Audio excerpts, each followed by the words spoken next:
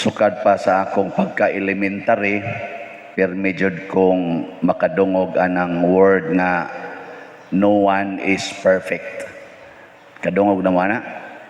Or nobody's perfect. Unsa may pasabot ana? Nga pirmi gyong na ay kuwang, pirmi gyong na ay apan. Ilingian ang imong tupad. Perfect or imperfect? Totoo kining nagwali. Di ba? Daghan kay mo makitang imperfections. Kung di man nimo makita sa naong, anha makita sa sinultihan, anha sa binuhatan, or anha sa imong mga expectations niya nga dili niya mahatag. So nobody's perfect. Pero si Kristo niingon gyud, you must be perfect as your heavenly Father is perfect. Kinahanglang magmahingpit kamo sama nga ang inyong amahan sa langit hingpit. Sa ato pa si Kristo nangayo nato og butang nga di nato mabuhat. Ha? Pataka lang ni siyang pangayo. Siya'y gahimo nato. Nya gihimo ta niya nga imperfect. Karon himuon ta niyang iyatang pugson nga mahimong perfect. Way ayo ning ginuhua. Oy tubag. Uyon mo nako. Gapataka siyang pangayo, di ba? Mamaldisyon gyud ko ani. Unsa man sakto si Kristo siyang gipangayo o sayop? Sakto ba siya or sayop? Parehara gunas asawa, kinahanglan gyud nga ihatag nimo tanan nimong sweldo nako ha, hasta nang imong mga madawat nga mga extra ihatag nga rin nako, ingnon niya iyang bana. Makaya nas bana dili? Oy, makaya ba dili? O niya og dili makaya, magyaw-yaw ang asawa. Sige, ang asawa sa ingnon sa bana, ako ni intrigar ko nimo sa tanang kwarta, ilista tanan nimong gasto ha, kinahanglan makasubay jud ka sa tanan nimong gigastuan sa kwarta. Makaya na sa asawa? Oy, asa ka. Mingon ng asawa, may magwa ta mo gipakaon dinhi, gilungagan ta gumud diha, ana na yaw-yaw inyo pa kong pasuwat-suwaton sa gaduda ka. Ana dayon. Lisod kay nang mangayo tagbutang nga dili ikahatag, oy maglagot ta. Yes, Kristo, nangayo nato nga you must be perfect as your heavenly Father is perfect. Di ka siya magsigilag kalagot nato. Pareharagon na ako sa Kristan. Kinahanglan ha sa Kristan mo ninyong buhaton. Inig kasipyat nga no man tudong unto buhata. Mingon sa Kristan, nobody's perfect, my good Father. Mingon sang Moingon sa mga lectors o kanaha ana pagbasa ang kama gina period niya. O ngano malagi itong nasayo pa to? Nobody's perfect, Father. Magdi ka maglagot. Kung mauna, ayaw nalagpangayo. Nasayod man jud ka nga dili perfect, ay nalagpangayo og perfection. Nya kay nangayo man ang Ginoo. Nya ang Ginoo di man gina mangayo kung dili nato makaya. Sa ato pakaya day nato nga mahimutang perfect. Nakaron unsa may makapa-perfect nato para sa Ginoo, usa ra gyud kabutang ang makapahimo natong perfect. Love your enemies. Kana ra gyud. Nang tutok mo nako. Love your enemies. Matod pa niya, kanang imong gikalagutan gihigugma sana sa akong amahan didto sa langit. Iya sad nang gihatagan og adlaw, iya sad nang gihatagan og ulan, iya sad nang gihatagan og hangin. Gihigugma na sa akong amahan.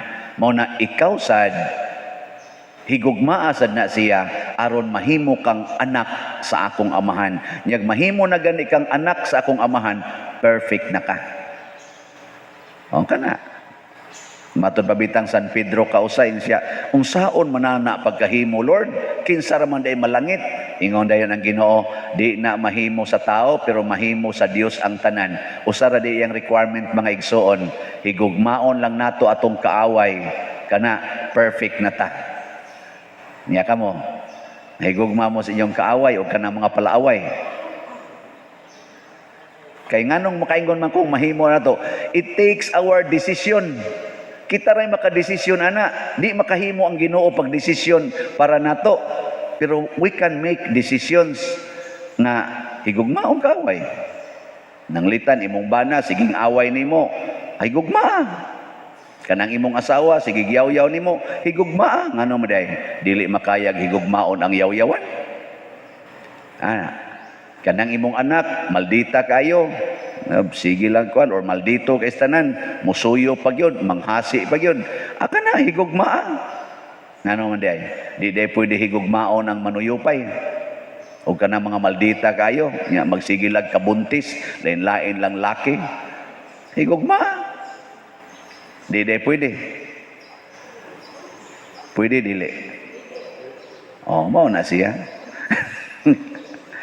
Unsa may gikinahanglan aron mahigugma gid ta sa atong mga kaaway. Diri sa unang pagbasa, si San Pablo midaig og maayo sa taga Macedonia. Ang simbahan sa Macedonia kabus kaayo. Apan grabe kaayo ang ilang pagkamanggihatagon matud pang San Pablo, nang hatag gud sila didto sa taga Hudiya tungod sa ilang pagkamanggihatagon. Pero kabus sila. Nahimong dato ang ilang gipanghatagan tungod kay sila kabus. Si Kristo sad nahigugma sa siyang mga kaaway, kay matud pang San Pablo diri sa unang pagbasa, si Kristo nagpakbisag dato siya tag-iyas tibok kalibutan ug tibok langit ug yuta, nagpakakabus siya aron madato ta. Sila sad si San Pablo niingon sad, kami nagpakakabus aron kamo mahimong dato.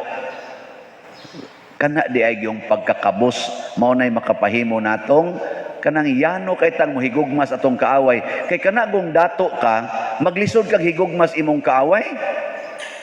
Oh.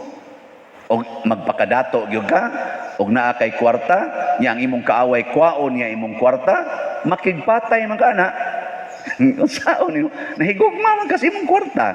Pero guwa kay kwarta, nya ang imo jung hunahuna, bisag naa kay kwarta, kabus ra gyud ka, you are simply nothing. Aw, ang imong kaaway bisag unsa pa iyang buhaton, okay ra gyud, kay nothing man. Mao na ang taga Macedonia, mi-share sila. Share sila maayo.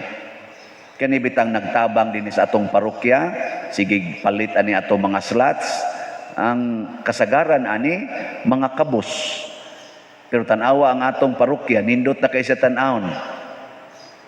No? Hapit na mahurot ang atong slot.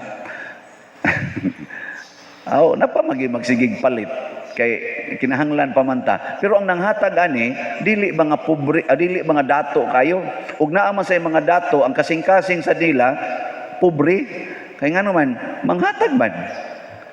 Kanigong gugma, grasya man gud na. Grasya ba? Matud pang San Pablo sa unang pagbasa, hinaot unta nga dili ninyo mausik-usikan ang grasya. Inyo untang maggamit ang grasya sa iya giyong kinanidutan ba nga paggamit. Nya unsa man paggamit ang grasya? Himua ang imong isig katao nga dato. Kana mao ginay grasya. Himuon kay nimo imong isig katao nga pobre, nya ikaw nay nadato, disgrasya na na. Anong wa na mamumutingog diya. Disgrasya lagi. Ngano man, dali na kang mangigi, igihan na kay kastanan, silosa na kay kastanan, siloso, unya kanana ang kusog na kay kang mo subay-subay, isipan na kaayo. Mingon kang ngigagod, sige lang ko hatag nilag pabor, kana sila wa man ganay gibuhat nga rin nato. Kita le magsighatag pabor, awa na kasa na kadiya. No? Pero imo silang himuong dato, 40 na nilang datua, ikaw 40 ng pobriha, pero ikaw mo'y nakapadato nila. Unsa may mahitabo? Malipay ka nga nadato sila. Kaya nga naman, diha man naigo ang imong gugma. Diha man ang imong gugma. Parehagod na Hesus, malipay siya nga maluwas ta sa sala. nya kay gibitay man siya sa cross, nya kay mao man ay iyang tumong nga maluwas ta, nya mao man ang paagiha nga maluwas ta, nalipay siya, nagilansang siya sa cross. Naghilak noon tos Maria, hasta si Jesus agas ang luha physically, pero ang kasing-kasing malipayon. Kana bang maunay imong tumong para gud sa imong anak? Na kay anak ba gusto ka mahimong sana successful? Uy, nahitabo man nga portigin nimong pobriha. Nya naningkamot jud kag maayo nga ma-successful siya. Nangtod nga dangop kag mga tao nga mutabang, hangtod nga ang imong anak certain nagyong nindutas iyang kinabuhi, pero ikaw porti pobriha, pag-graduate na wa jud ka ilha, wa katagdag, kay mahadlok siya, mauwaw siya nimo, ikaw ginikanan unsa may imong bation, mag-uol ka dili? Ha? Na successful siya ba, sikag panghuwam og ang panghangi o ba ana nya naa sa ditabang, magpamid ka didto para lang maskalar imong anak niya gastuan, pero imong anak at di damo ilan nimo, porti naman yang sikata, ang saman malipay ka dili? Inahan, amahan, di ka malipay?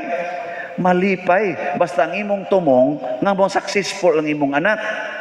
Pero ang imo ging tumo nga makakwarta ka gikas imong anak nga mubaos yan nimo, may kay patyon. Mingon ka, way igabaos, bagag naong, way igabaos. Ana, di na gyud kahinumdom, ug kinsay ga hanggo para niya. Din aman ta mo subay-subay ana, basta nga tong tumong nga malipay siya, madato siya. Ana. Nya kung kitang tanan mo na itong hunahuna nga gusto ko madato ka. Ana.